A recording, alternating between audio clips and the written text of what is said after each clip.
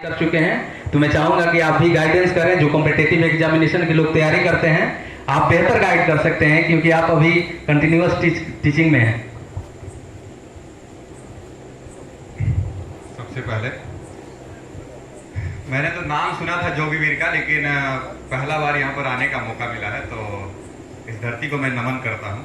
और इस कमेटी जो बीसीसी और वाईपीएल कमेटी है, उनका भी मैं दिल से आभार प्रकट करता हूँ कि आपने यहाँ पर मौका दिया आने के लिए। मेरा लाइव क्लास चल रहा था, यूट्यूब पर भी मैं पढ़ाता हूँ। मैं इस तरह से आर्ट्स का टीचर हूँ। आर्ट्स मतलब कला के लिए शिक्षक। और बहुत कम होता है कि कला के शिक्षक मतलब ये होता है, मतलब सर से बहुत जुड़ा हूँ, एक छोटे भाई की तरह सर से मतलब हमेशा से रहा है। मेरे दिमाग में कब से एक सवाल चल रहा था, कमेटी से मैं प्रश्न करना चाहूँगा। आप लोग बच्चों से कर रहे थे, तो एक सवाल है कि ये बीसीसी और वाईपीएल का मतलब क्या होता है? पहले ये हो सकता है हमारे गुरु जी बता चुके हैं, पार्टिसिपेट पहले भी कर चुके हैं। तो वाईपीएल परिवार, योगीवीर परिवार लीग है, प्रीमियर लीग नहीं, परिवार लीग है। तो वहां पे करते हैं। इसके माध्यम से हम लोग हर साल वाईपीएल जैसे खिलाया जाता है, हम लोग वाईपीएल खिलाते हैं। गांव में ही टीम बनाते हैं बच्चों को प्रोत्साहित करने के लिए, और बहुत ही मिनिमम अमाउंट में अपने तरफ से एफर्ट डाल के लोगों को पुरस्कृत करते हैं ताकि इसमें भी पार्टिसिपेशन बढ़े। और एक दो स्पोर्ट्स हम लोग चालू करने का प्रयास कर रहे हैं, जैसे ही कुछ बजट बढ़ेगा हम लोग कोशिश करेंगे। बहुत बहुत धन्यवाद। और जितने भी मतलब हम आदरणीय जितने भी यहाँ पर अतिथिगण उपस्थित है, सभी को हमारा दिल से मतलब आभार है। अपने से बड़ों को हमारा प्रणाम है, छोटे भाई बहन को हमारा प्यार और स्नेह। हमारा हम संस्थान चलाते हैं, एसएस कोचिंग सेंटर संस्थान है। हम बता चुके हैं कि आर्ट्स के चलाते हैं। चलिए, यहाँ पर कंपटीशन हो रहा था, तो कंपटीशन का मतलब यही हमको जहाँ तक लगता है, उतना तो अनुभव नहीं, अभी 24 साल उम्र है, हमसे ज़्यादा अनुभवी लोग यहाँ पे बैठे हुए हैं। इनसे भी बहुत सारे से सर से सीखने को मिला, इनसे भी मिला, और सर से तो हम लोग सीखते रहते हैं। तो कंपटीशन देखिए शुरू होता है, साइकोलॉजी में मैं पढ़ाता हूँ, तो साइकोलॉजी में भी अगर देखने को मिलता है तो कंपटीशन 2, 4, 5 सालों के बाद शुरू हो जाता है। एक बच्चे से दूसरे बच्चे में, दूसरे बच्चे से तीसरे बच्चे में, इस तरह से कंपटीशन अभी 2024 या फिर 20 साल, 200 साल, 400 सालों से नहीं चल रहा है। आप पीछे चल जाइएगा, इतिहास में भी जाइएगा, तो पीछे हमारे पूर्वज जो थे वो भी कंपटीशन कर रहे थे जानवरों को मारने के लिए, खाने के लिए। उनको अगर ना मारे तो फिर दिक्कत हो जाएगी, फिर वो खाना कैसे खाएंगे, तो या फिर मर जाएंगे। तो जीवन में सबसे ज्यादा जरूरी है कंपटीशन करना और फिर उसमें भाग लेना। और जितने भी बच्चे यहाँ पर भाग लिए हैं सभी प्रतिभावान हैं, निश्चित रूप से जीवन में ये कुछ ना कुछ बेहतर करेंगे, मुझे उम्मीद है। यूपीएससी का तैयारी मैं फर्स्ट अटेम्प्ट में प्री क्वालिफाइड था, और मैं इसलिए छोड़ा क्योंकि मुझे लग रहा था कि इस सेक्टर में मेरा ज्यादातर ध्यान आकर्षित हो रहा था, टीचिंग के क्षेत्र में। इसी कारण मैं आर्ट्स के क्षेत्र में, और पिछले साल डिस्ट्रिक्ट टॉपर भी थी। चलिए, अब जितने भी हमारे ज़्यादा समय मैं ना लूँगा क्योंकि विलम्ब हो रही है बहुत ज़्यादा। और जो भी टॉपर हैं, जो पीछे गए हैं, उनको भी बहुत बहुत धन्यवाद। निश्चित रूप से आप में प्रतिभा है, आप आगे बेहतर करें, आपके उज्ज्वल भविष्य की मैं कामना करता हूँ। थैंक यू सो मच इस कमेटी को फिर से एक बार, और आपको भी बहुत बढ़िया, क्योंकि आप इतना अच्छा बोल रहे हैं कि आपसे भी बहुत सारा चीज़ सीखने को मिला। इतना अच्छा प्रोनाउंसिएशन इंग्लिश का बहुत रेयर में मिलता है गाँव में, तो आप में तो काफ़ी ज़्यादा प्रतिभा है। आपको भी बहुत बहुत धन्यवाद। Thank you so much. Thank you very much for this kindness and overwhelming compliment. And जैसा इन्होंने कहा कि ये साइकोलॉजी के भी टीचर हैं, तो इन्होंने बहुत अच्छी बात कही कि पहले हम लोग जो थे एंशिएंट एरा में सर्वाइवल के लिए फाइट करते थे, हमारे पूर्वज, क्योंकि उस समय वही इंपॉर्टेंट था, how to survive in that kind of situation. जैसे हम कंपीट कर रहे हैं, जैसे सिनेरियो चेंज हुआ, सिविलाइजेशन डेवलप हुई, हम और इवॉल्व होते गए ड्यूरिंग द टाइम। तो अभी क्या हुआ है कि अब हम कैपिटलिस्ट तरफ बढ़ रहे हैं, तो उस तरह ये भी सर्वाइवल का ही है। आप नौकरी की तैयारी करें, आप कहीं भी, तो भी ब्रेड बटर जुगाड़ करने का खेल है। कि कोई भी अपना चाहता है कि हाँ कहाँ से कहीं कमा ले, कहीं शिक्षा से कोई बिजनेस करके, तो ये भी अल्टीमेटली सर्वाइवल है। तो मनुष्य का 90% जीवन सर्वाइवल पे है, और 10% थोड़ा एंथ्रोपोलॉजिस्ट बन जाते हैं लोग कि थोड़ा समाज का थोड़ा सा हेल्प कर दें अपने तरीके से। बहुत सारे बेस्ट एग्जांपल है Ratan Tata ji, is a magnanimous person for this country, and Azim Premji also. तो हम चाहते हैं कि ऐसे ही हमारे समाज में, जैसे कि हमारे गुरुजन है, इन्होंने भी सेल्फलेस होके हमें पढ़ाया है। कई बार आई स्टिल रिमेम्बर कि हम स्कूल में थे, तो कई बार ऐसे बच्चे भी थे जिनके परिजन जो थे, पेरेंट्स एबल नहीं थे फी पे करने के लिए, तो उनका कभी कभी फी माफ भी कर दिया जाता था, कभी कभी हाफ भी कर दिया जाता था, ताकि वो संसाधन पूर्ण ना होने की वजह से शिक्षा से वंचित न रह जाएं। तो आई स्टिल रिमेम्बर, और शायद वही चीजें हम लोगों के लिए भी अंदर है, क्योंकि जब आप किसी को देखते हैं तो इंस्पायर करते हैं, तो आप सीखते हैं उनसे कि क्या क्वालिटीज है। सिर्फ आप टीचिंग नहीं सीखते, सिर्फ आप सिलेबस नहीं सीखते, सिर्फ आप उनकी पर्सनालिटी से भी सीखते हैं। How they talk, how they walk, how they have a conversation with the people. So these all things consist in one teacher when that teacher enters in a classroom. So जब हम आप एक teacher को देखते हैं तो सिर्फ वो टीचर नहीं, वो एक पूरा व्यक्तित्व होता है टू टू, जिसे हम ऊपर से एनालाइज करते हैं, चाहे वो शब्द हो, चाहे उनके व्यक्तित्व हो, चाहे वो उनका चाल ढाल हो, चाहे उनका रहन सहन हो, हर एक चीज हमारे दिमाग में इस तरीके से फिट होती है। इसीलिए हम स्कूल जाते हैं, क्योंकि हमें सीखना होता है। स्कूल इसीलिए बनाया गया, नहीं तो अंबानी जी के घर में पैसे की कमी नहीं है, वो प्रोफेसर बुला के अपने बच्चों को पढ़ा सकते हैं। और स्कूल में जाने से डाइवर्स माहौल मिलता है, जहाँ पे बहुत सारे बच्चे हैं, बच्चों से सीखने को मिलता है। कोई निर्धन का बच्चा है तो वो अपनी टिफिन में क्या लाता है, किस तरीके से करता है, शेयरिंग, केयरिंग, ये सारी चीजें सीखने को मिलती है। इसको बिहेवियरल अप्रोच कहते हैं। जब आप बिहेवियर अप्रोच में इसमें जाएंगे तो बहुत सारी चीजें सीखने को मिलती है। आप एक दूसरे के प्रति सहसूर और संवेदनशील बनते हैं इन चीजों की वजह से। सेल्फिश जैसे थोड़ा कम होता है कि ये मेरा मेरा मेरा हमारा करने वाला। तो ये सारी चीजें हमें सीखने को मिलती है। तो इसलिए वो कहते हैं ना, स्लोगन बहुत साल पहले सरकार ने दिया था कि आधी रोटी खाएंगे फिर भी स्कूल जाएंगे, तो वो आज भी हमारे देश में फॉलो किए। हमारा देश का मैं क्या कहूँ कि दुर्भाग्य है कि हमारे देश में जो बजट एलोकेट होता है जीएस सिर्फ 6 to 7 अभी 4% हो रहा है एजुकेशन पे, जबकि आप जितने भी डेवलप कंट्री देखेंगे, इवन जो हमसे कम है जीडीपी में, ठीक है ना, पीपल परचेजिंग पावर में भी कम है, उनका भी अगर आप देखें तो वो भी ऑलमोस्ट 10% के अराउंड खर्च करते हैं शिक्षा पे। लेकिन अब क्या कहें, वो तो ऐसे शिक्षक हैं जो सेल्फलेस होकर पढ़ाते हैं, जिनकी वजह से शायद हम यहाँ पे खड़े होने के लायक बने हुए हैं। तो धन्यवाद। और हमारे अगले शिक्षक हैं जिनसे हमने काफी चीजें सीखी हैं। इनकी काफी डाइवर्स पर्सनालिटी है, सिर्फ एक टीचर नहीं है, क्योंकि बहुत सारी चीजें आउट ऑफ द कॉन्टेक्स्ट जाके भी इन्होंने हमें बताई है। और सिर्फ एक सब्जेक्ट का इनको नॉलेज नहीं है, बेशक पढ़ाते हैं इतने सालों से, बट एक सब्जेक्ट का नॉलेज, काफी डाइवर्स पर्सनालिटी भी है। तो हम चाहेंगे कि हमारे गुरुजी कुछ RS दुबे जी कुछ मार्गदर्शन करें बच्चों का। धन्यवाद।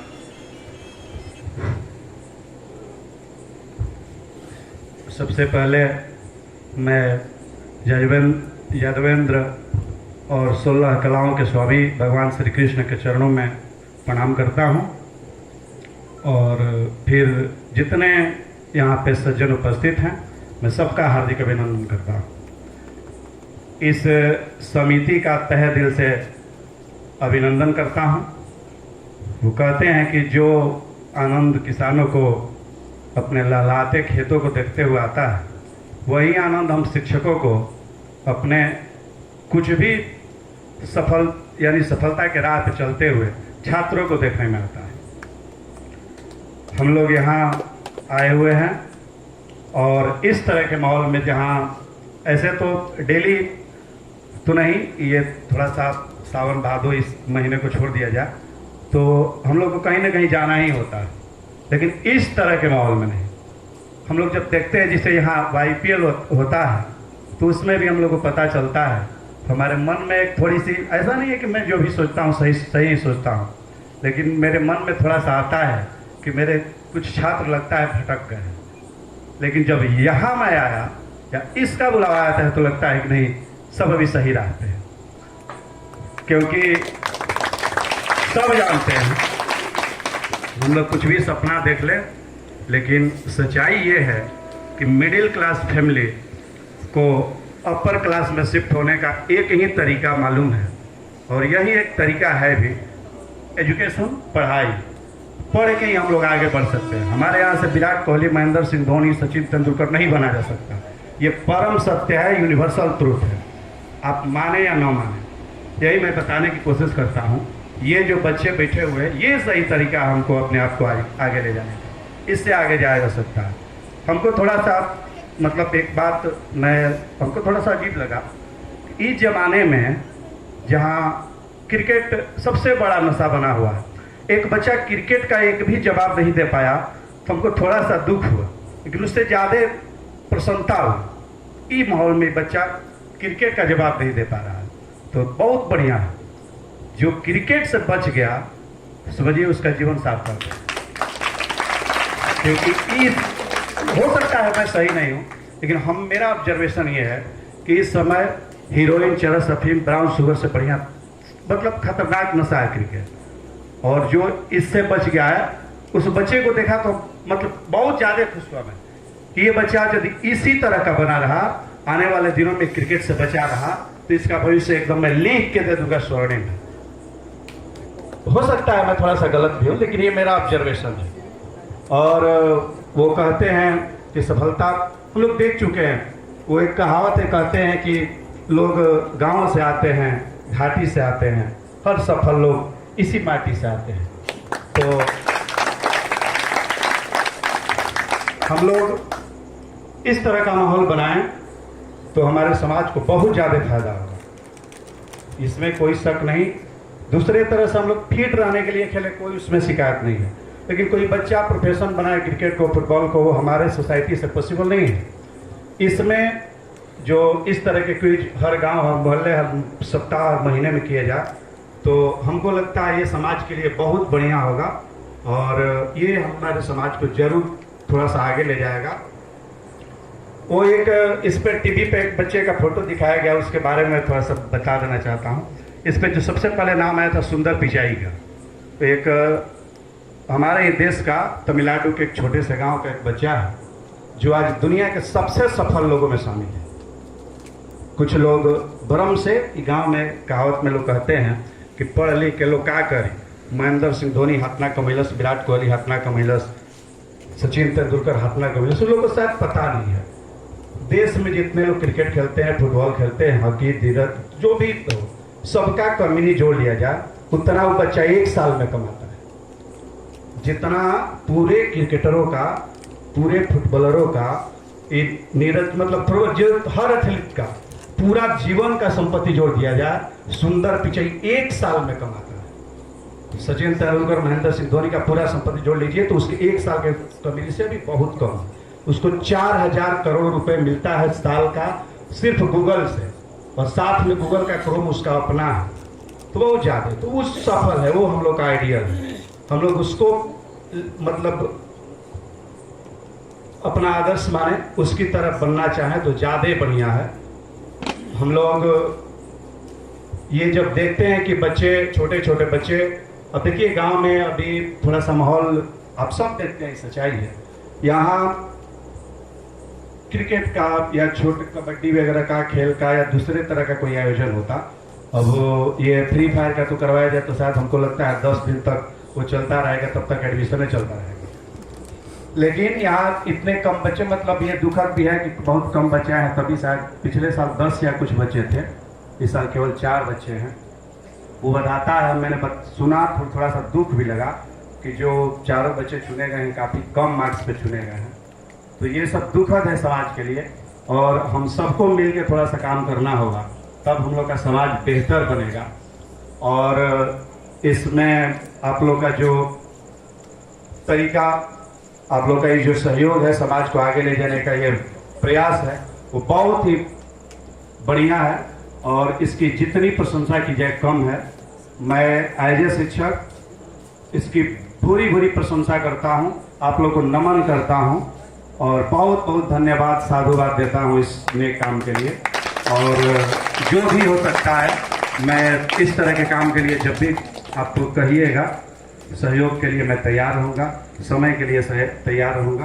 आप लोगों को बहुत बहुत साधुवाद, बहुत बहुत धन्यवाद। कि दिल पे ना कोई बोझ भारी रखिए, जिंदगी जंग है, इसे जारी रखिए। क्या मिला इसकी चिंता छोड़िए, क्या पाना है उसकी खुमारी रखिए। बहुत बहुत धन्यवाद। बहुत बहुत धन्यवाद। आई एम श्योर कि बहुत सारे लोग यहाँ जो बैठे हैं, ये काफ़ी मोटिवेटेड स्पीच सुनने के बाद, और काफ़ी डाइवर्स स्पीच मैं कहूँगा, कि बताया कि थ्रू जो सर बता रहे थे कि सुंदर पिचाई पूरे साल का एक, ये बताने का सिर्फ सरकार, जहाँ तक मैं समझ पाया हूँ, एक कारण है कि जितने क्रिकेटर और स्पोर्ट्स में ये काइंड ऑफ एडिक्शन हो गया है हमारे देश में, और इसी कारण से हमारा कल्चर और हमारा स्पोर्टमैनशिप भी डाइवर्स नहीं हो पा रहा है। हम सिर्फ एक गोल की तरह मोटिवेटेड है। अभी पेरिस ओलंपिक हुआ, आपने देखा मेडल कितने आए, शायद आपको शर्म आनी चाहिए। इजराइल जैसा देश जिसमें वार से पीड़ित देश है, वो आपसे ज्यादा मेडल और आपसे अच्छी मेडल लाके बैठा हुआ है, और हम यहाँ फिर प्रॉब्लम हमारे देश की है ना कि हम इतने सेल्फ एरोगेंस हैं अपनी चीजों को लेके कि हम छोड़ने को तैयार नहीं है कि ये है तो बस यही है, हम नहीं किसी का सुनेंगे। जब तक एक वेल डिसिप्लिन और मैनेज तरीके से हम चीजों को नहीं समझेंगे, नहीं करेंगे और आगे जाने का प्रयास नहीं करेंगे, तब तक इट्स नॉट पॉसिबल कि आप ओलंपिक में, क्योंकि आप क्रिकेट में जितने भी वर्ल्ड कप जीत लें, ओलंपिक में वर्ल्ड के बेस्ट खिलाड़ी वहां पे आते हैं, हर एक देश से वर्ल्ड के बेस्ट खिलाड़ी से। वर्ल्ड कप जितना उतना इंपॉर्टेंट नहीं है कि ओलंपिक जितना सबसे ज्यादा इंपॉर्टेंट है। क्यों? क्योंकि वर्ल्ड के बेस्ट कॉम्पिटिटर हैं वहां पे। क्रिकेट ऑलमोस्ट कितने, उससे ज्यादा फुटबॉल खेला जाता है इस देशों में, अगर आप क्रिकेट की बात कर रहे हैं तो। क्रिकेट में सिर्फ बीसीसीआई सबसे ज्यादा अमीर बोर्ड है या जो भी है, इसकी वजह से आपको यहाँ पे ये चीजें देखने को मिल रही है। तो आप डाइवर्स बने, एक चीज पे फोकस ना रहे और एक चीज का एडिक्शन ना रहे आपके दिमाग के अंदर कि बस यही होना चाहिए। सो एक बात मैं और बताना चाहूँ, ये थोड़ा सा मान लीजिए हम लोग ओलंपिक में कुछ भी मेडल्स जीत लेते हैं और कोई भी मतलब प्रतिनिधित्व है वर्ल्ड लेवल पे हम लोग कर पा रहे हैं, लेकिन सबसे दुख की बात ये है, आप लोग तो जानते होंगे, काफी जागरूक बच्चे हैं, एक वर्ल्ड लेवल पे मतलब प्राइज दिया जाता है जिसको दुनिया का सबसे बड़ा प्राइज कहा जाता है, नोबेल प्राइज। उसमें भारत का पिछला नॉमिनेशन साइंस में 2007 में हुआ था। 17 साल हो गए हम लोग को नॉमिनेशन नहीं मिल पा रहा है। हम लोग उस काबिल नहीं है जिसे हमारे यहाँ होता है ना कि लंबी कूद का क्वालिफिकेशन 16 फीट रखा गया है, उससे जो करेगा, मान लीजिए विनर तो होता है 24 फीट पे, लेकिन 17 फीट पे एडमिशन होता है, उतना हम लोग अभी तक क्वालिफिकेशन नहीं ले पाए हैं, नॉमिनेशन नहीं ले पाते हैं नोबेल में। जबकि भारत, वो सीवी रमन 1932 में जब देश गुलाम था तो साइंस का नोबेल फिजिक्स का जीते थे सीवी रमन, और आज जब देश आजाद हुआ चारों तरफ गांव-गांव में स्कूल खुल गए, साइंस के बहुत बढ़िया बढ़िया मास्टर प्रोजेक्ट का बहुत बढ़िया आ गया, तो हम लोग नॉमिनेशन नहीं ले पाते। पिछला नॉमिनेशन 2007 में CNR राव जो केमिस्ट्री में थे उनको नॉमिनेशन मिला था, उसके बाद भारत का नॉमिनेशन नहीं मिल पा रहा है नोबेल में। नोबेल प्राइज विनर को भगवान के बराबर दर्जा है धरती पे। जो नोबेल प्राइज विनर कहीं तो किसी होटल में चला जाए तो होटल के मालिक को कितना भी होटल का रूम बुक हो, फुल हो, एक कमरा खाली करा के उनको देना ही होता है, पैसे का कोई बात ही नहीं है। एयरपोर्ट से हवाई जहाज उड़ने वाली हो, उस समय नोबेल प्राइज विनर आ जाए तो जहाज को रोक के उसको उसमें सीट देना होता है। किसी देश में वो पूरे खुलेआम मर्डर कर दे, हालांकि कोई नहीं कर सकता, मैं बस समझाने के लिए कह रहा हूँ, रोड पे मर्डर करे तब भी किसी थाने और lower court, high supreme court तक की औकात नहीं है उसके विरुद्ध केस लिख दे। पहले लोकसभा में जाना पड़ता है, सरकार उसके पारित करेगी तब हुआ, पर उसको जीते जाते भगवान का दर्जा प्राप्त है। उतना बड़ा प्राइज हम लोग बहुत पहले, इसे साइंस में बात करता हूँ, उसके अलावा मिलता है, रविन्द्रनाथ टैगोर जी को मिला है, वो अभी कैलाश सत्यार्थी जी को मिला है, अमर्त्य सेन को मिला है, तो मिले हैं। लेकिन साइंस जो जिसमें मिलना चाहिए, जो सबसे बड़ा प्राइज माना जाता है फिजिक्स केमिस्ट्री बायोलॉजी का, उसमें 2007 में नॉमिनेशन हुआ था, हम लोग जीते तो 1934 में 32 में। तो ये बताता है कि हम लोग बहुत पीछे छूटते जा रहे हैं। जो आगे ले जाने का काम है उसमें हम लोग पीछे छूटते जा रहे हैं। बाकी में ठीक ठाक है, खेल में उतना मतलब ही नहीं है, 6 मेडल बहुत है, हम लोग उसमें उतना नहीं। जहाँ मेन मेडल आना चाहिए, आप लगातार वर्ल्ड कप जीतते जाए, फुटबॉल क्रिकेट सबका भारत नोबेल पे वर्ल्ड कप जीत ले, तो उससे न हमारा पाकिस्तान आतंकवाद बंद करेगा, न चीन हमारा जमीन छोड़ देगा, न ही बांग्लादेश नेपाल का रवैया बदलेगा। लेकिन ये तय है कि यदि भारत लगातार 2 फिजिक्स केमिस्ट्री का नोबेल प्राइज जीत 2 साल 25-26 लगातार 2 साल, तो चीन अपने आप जमीन छोड़ देगा, पाकिस्तान आतंकवाद बंद कर देगा, क्योंकि उसको मालूम हो जाएगा कि साइंस में ये देश बहुत ज्यादा प्रगति कर रहा है। अमेरिका अब क्यों सुपीरियर बना हुआ, उसके पास धन है, धन के अलावा टेक्नोलॉजी बहुत बढ़िया है। इजराइल इतने देशों से एक साथ क्यों लड़ रहा है, उसका तकनीक बहुत बढ़िया। देखिए अगर नोबेल प्राइज विनर में होता है इजराइल, तो हम लोग वहां यदि चले जाएं तो फिर सब समस्या का समाधान है। लेकिन सरकार उदासीन है, तो सरकार का तो रवैया समझ में आता है। इस बड़े देश में सब लोग पढ़ लिख जाएंगे तो सरकार का औचित्य, जो पार्टियां जितनी बन रही हैं, इनका औचित्य खत्म हो जाएगा। तो वो लोग तो समझ में आ रहा है कि क्यों नहीं चाहता, लेकिन हम लोग भी नहीं चाहते। इस समझ में नहीं आता कि हम लोग क्यों नहीं चाहते हैं आगे बढ़ना। सरकार हम लोग आगे नहीं बढ़ाना चाहती, उसमें उसका स्वार्थ है, पार्टियों का स्वार्थ है। लेकिन हम लोग आगे पढ़ना नहीं चाहते, इसमें पता नहीं चलता है कि हम लोग कहाँ नहीं पढ़ रहे। यदि सब लोग चाहें, वैसा कुछ नहीं है। मैंने बताया कि एक घर से बिहार से निकला हुआ लड़का सुंदर पिचाई दुनिया पर राज कर रहा है। अब हम लोग का गांव घर उनसे छोटा नहीं है और या उससे हम लोग नीचे नहीं है, लेकिन बस प्रयास उस लेवल का नहीं है जिस लेवल का प्रयास सुंदर पिचाई के परिवार कर रहा हो, और उसीलिए साथ हम लोग पिछड़ते जा रहे हैं। तो मध्यम वर्ग ने सपना देखना छोड़ दिया है, ये समाज में पिछड़ेपन का कारण है। हम लोग सीमित रह गए हैं, बस भरपेट भोजन मिले, आराम से खा के सोना। यदि हम लोग सपना देखने लगे तो बहुत बढ़िया कर सकते हैं, जीवन को सार्थक बना सकते हैं, अपने जन्मभूमि कर्मभूमि का नाम रोशन कर सकते हैं, और जो हमारे ऊपर इस कर्ज है मिट्टी का उसको अदा कर सकते हैं। तो मेरा प्रार्थना है बच्चों से कि आप एक बात गांठ बांध लीजिए कि आपके आगे बढ़ने का सिर्फ एक ही तरीका है, आप पढ़ के आगे जा सकते हैं, बाकी कोई तरीका नहीं है जो आपको आगे ले जा सके। मैं आप सबका फिर से धन्यवाद देना चाहता हूँ, बहुत बहुत धन्यवाद। अब हम चाहेंगे कि हमारे मैथ के टीचर, हमारे गुरुजी जो लगातार पढ़ाते आए हैं और काफ़ी हेल्प आज भी करते हैं, कुछ चीज़ों की ज़रूरत होती है, कुछ जानने की उत्सुकता होती है तो हम इनसे पूछते रहते हैं। तो मैं चाहूँगा कि हमारे आदरणीय गुरुजी श्री डी.एन. पांडे जी अपने शब्दों में कुछ बच्चों को मोटिवेट और नॉलेजेबल बनाने के लिए कुछ बातें बोलें ताकि बच्चे मोटिवेट हो। धन्यवाद। श्रीमान नारायण, सभी शिक्षक वृंद, मंच पर उपस्थित और ये क्विज में भाग लेने वाले प्रतिभागी, मैं इन सबको अभिनंदन करता हूं कि इन्होंने बहुत अच्छा प्रयास करके इस मंच तक आने का प्रयास किया है। मैं भगवान की छाया में रहते हुए नारायण से आप लोग के लिए यही दुआ करूंगा कि आप लोग को भगवान जो है निरंतर आगे की तरफ बढ़ाते जाएं।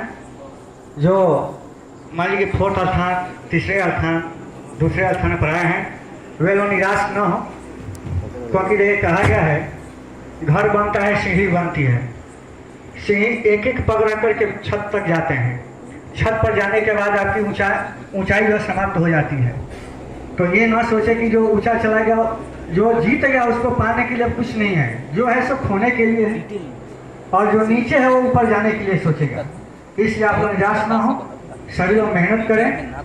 निश्चित ही आप लोग की एक दिन ये अभिलाषाएं जो पूर्ण होगी, आने वाले समय में आप लोग ही प्रथम स्थान पर आ सकते हैं। मैं इस कमेटी के लोगों को तहे दिल से धन्यवाद देता हूं कि आप लोगों ने एक बहुत अच्छा कार्य किया है, जो प्रत्येक वर्ष ये करते हैं। हम ये चाहेंगे, थोड़ा सा एक इसमें सुझाव देना चाहेंगे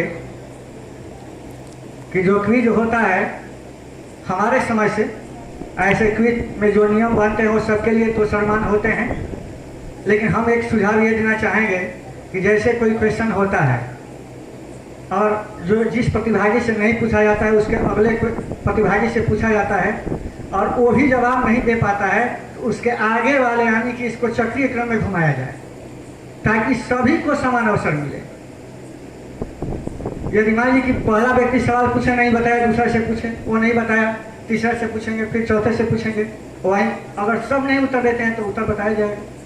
तो ये एक हम सुझाव देंगे। ऐसे नियम तो जो बनते हैं सबके लिए सम्मान होते हैं, हमारी देखने से ये थोड़ा और इसमें उत्सुकता बढ़ जाएगी और ये थोड़ा ज़्यादा कॉम्पिटेटिव हो जाएगा। दूसरी बात कि मैं उन लोगों को बहुत बहुत धन्यवाद देना चाहता हूँ जिन्होंने इस कार्य के लिए अवसर किया है, बच्चों को प्रेरित किया है। ये बच्चे हमारे भविष्य हैं, ये देश के भविष्य हैं, कर्णधार हैं। मैं इन्हीं चंद शब्दों के साथ सर्वे भवन्तु सुखिनः, सर्वे सन्तु निरामया, सर्वे भद्राणि पश्यन्तु मा कश्चित् दुर्भाग् भवेत्।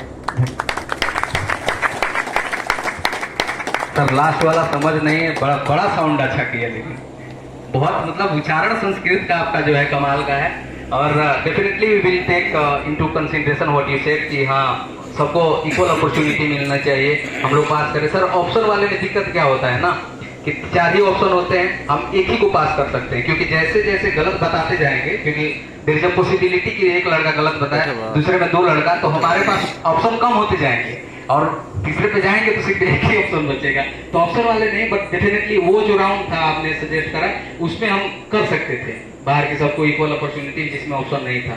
सो डेफिनेटली हम अगले साल से इसको इम्प्लीमेंट करेंगे। Thank you for your suggestion. और वही कहते हैं कि आप ऐसे लोगों, क्योंकि हम लोग कोई बहुत बड़े नॉलेजेबल नहीं है, हम लोग अपने स्तर पे कर रहे हैं, यहाँ पे इतने माइंड बैठे हुए हैं, सबके दिमाग में कोई ना कोई आइडिया है। तो जब आप ऐसे प्रतिभावान लोगों के बीच में बैठे हैं तो आपको सजेशंस मिलते हैं, आपको लगता है कि ये आइडिया मेरे दिमाग में नहीं है, लेकिन अभी इन्होंने जो सजेस्ट किया हमें लगा कि हाँ ये होना चाहिए, तो डेफिनेटली हम उसको इम्प्लीमेंट करेंगे। तो इसीलिए ऐसे गेस्ट को बुलाया जाता है जिनसे कुछ हमेशा सीखने को मिले, क्योंकि हम यहाँ पे खड़े हैं, हमसे हमारी गलतियां नहीं दिखती ऑनेस्टली, क्योंकि जो हमें सुन रहे हैं ना उनको पता है कि हम शब्द कैसा बोल रहे हैं, हम कहाँ गलत जा रहे हैं, हमारे लूप होल्स क्या है, इसमें क्या रिफॉर्म हो सकता है। सो इसीलिए सर हम लोग इनवाइट करते हैं ताकि हमें भी कुछ सीखने को मिले और साथ साथ इनको तो सीखने को मिलेगा ही। तो धन्यवाद सर ये करने के लिए। चूंकि अब हमारे सारे गेस्टों से आपने सुन चुके हैं, तो अब हम चाहेंगे कि प्राइज वितरण का कार्य किया जाए और हम जिनका नाम लेंगे हमारे कमेटी के जो यंग मेंबर हैं उन्हीं से हम प्राइज डिस्ट्रीब्यूट करवाना चाहते हैं, ठीक है। तो हमारे जो 4th पोजीशन पे थे